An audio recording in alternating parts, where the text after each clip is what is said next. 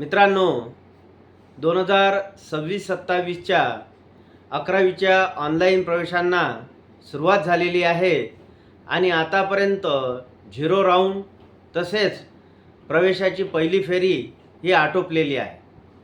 आता प्रवेशाची दुसरी फेरी ही सुरू होणार आहे आणि त्याचं वेळापत्रक हे नुकतंच बाहेर पडलेलं आहे. शिक्षण संचालकांनी ते वेळापत्रक जाहीर केलेलं आहे आणि त्यानुसार आपणा सर्वांच्या माहितीस्तव हा व्हिडिओ मी बनवत आहे. हेमंत मंगळे या चॅनलमध्ये मी प्राध्यापक हेमंत मंगळे आपणाला या संदर्भात माहिती देत आहे. 11वीच्या प्रवेशासंदर्भात त्याचप्रमाणे नोकरीविषयक जे काही माहिती आहे ती पुरवण्याचं कार्य या यूट्यूब चॅनलच्या माध्यमातून आपल्याकरता होत आहे. तर सर्व विद्यार्थी मित्रांना मी अशी विनंती करतो की आपण हेमंत मंगळे चॅनल हे सबस्क्राईब करावं. तर मित्रांनो, पहिली फेरी आटोपलेली आहे आणि दुसऱ्या फेरीच्या प्रवेशाला आता सुरुवात होणार आहे. दिनांक 6 जून 2026ला सकाळी 8 वाजतापासून ते दिनांक 9 जून 2026 संध्याकाळी 6 वाजेपर्यंत विद्यार्थ्यांनी ज्यांनी आजपर्यंत नोंदणी केली नाही, म्हणजे 10वीचा निकाल लागला परंतु रजिस्ट्रेशनच आजपर्यंत केलं नाही किंवा नोंदणी केली नाही, अशा विद्यार्थ्यांनी आता नोंदणी करायची आहे. दिनांक 6 जून 2026 सकाळी 8 वाजतापासून ते दिनांक 9 जून 2026 संध्याकाळी 6 वाजेपर्यंत. 6 जून 2026 ते 9 जून 2026 संध्याकाळी 6 वाजेपर्यंत विद्यार्थ्यांची नोंदणी ही होणार आहे. त्यासोबतच ज्यांनी नोंदणी केलेली आहे तर किंवा ज्यांनी आत्ताच या कालावधीमध्ये नोंदणी केली आहे अशा विद्यार्थ्यांना कॉलेजेसचे पसंतीक्रम द्यायचे आहे. म्हणजे आपल्याला ज्या कॉलेजमध्ये, ज्या कनिष्ठ महाविद्यालयामध्ये, ज्या उच्च महाविद्यालयामध्ये आपल्याला प्रवेश पाहिजे आहे तर त्या प्रवेशाशी संबंधित आपल्याला पसंतीक्रम द्यायचे आहे. म्हणजे आपल्याला असं वाटते आहे की पहिल्या क्रमांकावर आपल्याला या कनिष्ठ महाविद्यालयामध्ये ॲडमिशन मिळायला पाहिजे, त्याला 1 नंबर, त्यानंतर दुसरा नंबर, जर पहिल्यामध्ये मिळालं नाही तर दुसऱ्यामध्ये ॲडमिशन मिळेल.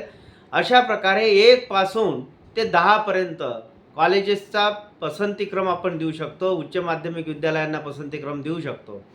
1ही देऊ शकतो किंवा 2ही देऊ शकतो किंवा 5ही देऊ शकतो किंवा 10ही देऊ शकतो. ते आपल्यावर अवलंबून आहे.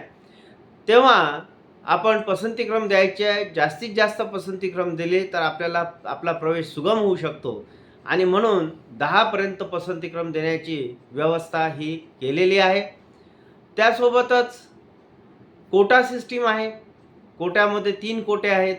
मायनॉरिटी कोटा आहे, अल्पसंख्याक कोटा आहे, इन हाऊस कोटा आहे आणि मॅनेजमेंट कोटा आहे. 3 प्रकारचे कोटा आहेत.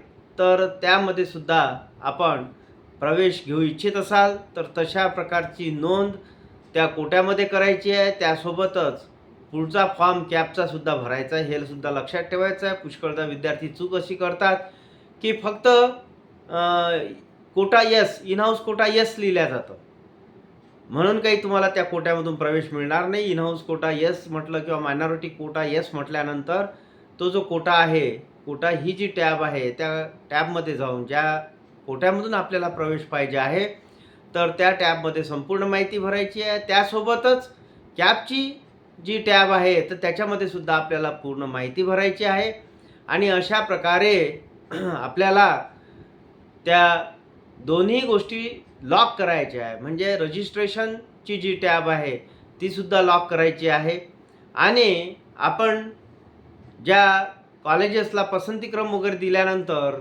ती जी टॅब आहे तर ती सुद्धा लॉक करायची आहे. हे लक्षात घ्यायचं आहे आणि आपण आपलं फॉर्म पूर्ण भरला गेला की नाही, व्यवस्थित लॉक झालं की नाही, हे टाईमलाईन लॉगमध्ये जाऊन चेक करायचं आहे. त्यासोबतच ज्या विद्यार्थ्यांनी मागच्या पहिल्या राऊंडमध्ये पसंतीक्रम दिले होते आणि ज्यांना कॉलेज लागलं होतं, ज्यांना कनिष्ठ महाविद्यालय किंवा उच्च महाविद्यालय मिळालं होतं, परंतु ज्यांनी प्रवेश घेतले नाही त्यांनासुद्धा आता पुन्हा संधी मिळणार आहे आणि त्यांनी या राऊंडमध्ये म्हणजे सेकंड राऊंडमध्ये म्हणजेच दुसरी जी फेरी आता सुरू होणार आहे दिनांक 6 जून 2026 सकाळी 8 वाजतापासून ते 9 जून 2026 संध्याकाळी 6 वाजेपर्यंत. तर या फेरीमध्ये ज्यांनी मागील फेरीमध्ये त्यांना पसंतीचं महाविद्यालय मिळाल्यानंतर सुद्धा प्रवेश निश्चित केले नाहीत, अशा विद्यार्थ्यांनी सुद्धा आता पुनश्च एकदा पसंतीक्रम नोंदवायचे आहेत आणि आपलं जे हे आहे तर आपलं जे लॉग इन आहे ते लॉक करायचं आहे. लॉक करायला कोणीही विसरू नका. जर लॉक केलं नाही तर तुम्हाला कॉलेज मिळणार नाही.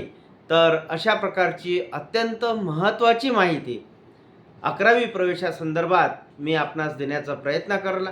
पुनश्च एकदा आपणा सर्वांना विनंती करतो की आपण हेमंत मंगळे चॅनल सबस्क्राईब करावं, हाईप करावं, लाईक करावं आणि शेअर करावं. धन्यवाद.